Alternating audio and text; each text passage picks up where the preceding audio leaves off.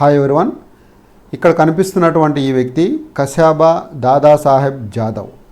ఈయన భారతదేశానికి ఒలింపిక్స్లో తొలి వ్యక్తిగత పతకాన్ని అందించినటువంటి వ్యక్తి.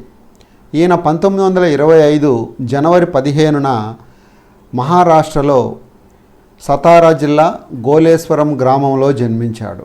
1952లో హెల్సింకీలో జరిగినటువంటి సమ్మర్ ఒలింపిక్స్లో కాంస్య పతకాన్ని గెలిచాడు. భారతదేశానికి అప్పటి వరకు వ్యక్తిగతంగా ఒలింపిక్స్లో పతకం రాలేదు. ఈయనే మొదటిసారిగా పతకాన్ని అందించడం అనేది జరిగింది. అయితే ఈయన 1984 ఆగస్టు 14న మరణించాడు. ఒలింపిక్స్లో పతకం సాధించి పద్మ అవార్డు పొందని ఏకైక భారతీయుడు కూడా ఈ కేడి జాదవ్ గారే. అయితే 2000 సంవత్సరంలో మరణానంతరం ఈయనకి అర్జున అవార్డుని ఇవ్వడం జరిగింది. ఈయన గురించి కొన్ని విషయాల్ని మనం తెలుసుకోవాల్సినటువంటి అవసరం ఉంది.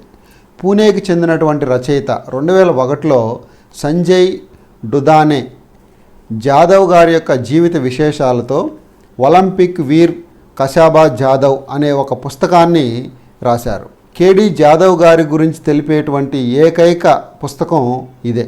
పేద కుటుంబానికి చెందిన జాదవ్ అనేక కష్టాలు పడి ఒలింపిక్ స్థాయికి ఎదిగారు. తన 5వ ఏట నుండి తండ్రి దాదాసాహెబ్ దగ్గర రెజ్లింగ్ నేర్చుకుని 8వ సంవత్సరంలోనే లోకల్ ఛాంపియన్ను ఓడించడం ద్వారా గుర్తింపు పొందాడు.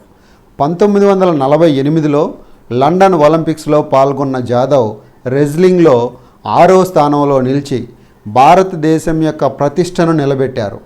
భారత్ నుంచి వ్యక్తిగత ఈవెంట్లో అప్పటి వరకు ఆ స్థానానికి వచ్చిన వారు ఎవ్వరూ లేరు.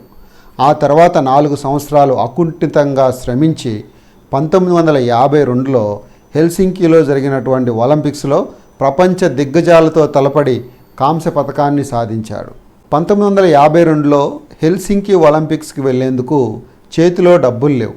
తల్లిదండ్రులు గ్రామస్తుల వద్ద నుంచి విరాళాలు సేకరించారు. అయినా సరిపడే డబ్బులు రాలేదు. జాదవ్ చదువుతున్నటువంటి రాజారాం కాలేజీ ప్రిన్సిపాల్ తన ఇంటిని తాకట్టు పెట్టి ఆర్థిక సహాయం అందించాడు. ఆ డబ్బుతో ఒలింపిక్స్కి వెళ్ళి వచ్చిన జాదవ్ దేశంలో పలుచోట్ల రెజ్లింగ్ పోటీలు నిర్వహించి వచ్చిన సొమ్ముతో తనకు ఆర్థిక సహాయం చేసిన ప్రిన్సిపల్ ఇంటిని తనఖా నుంచి విడిపించారు.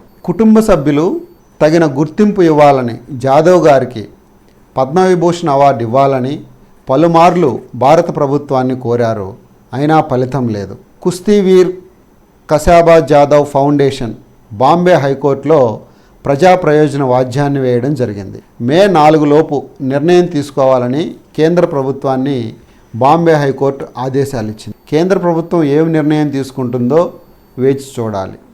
ఇది కశాబా దాదాసాహెబ్ జాదవ్ గారి గురించి.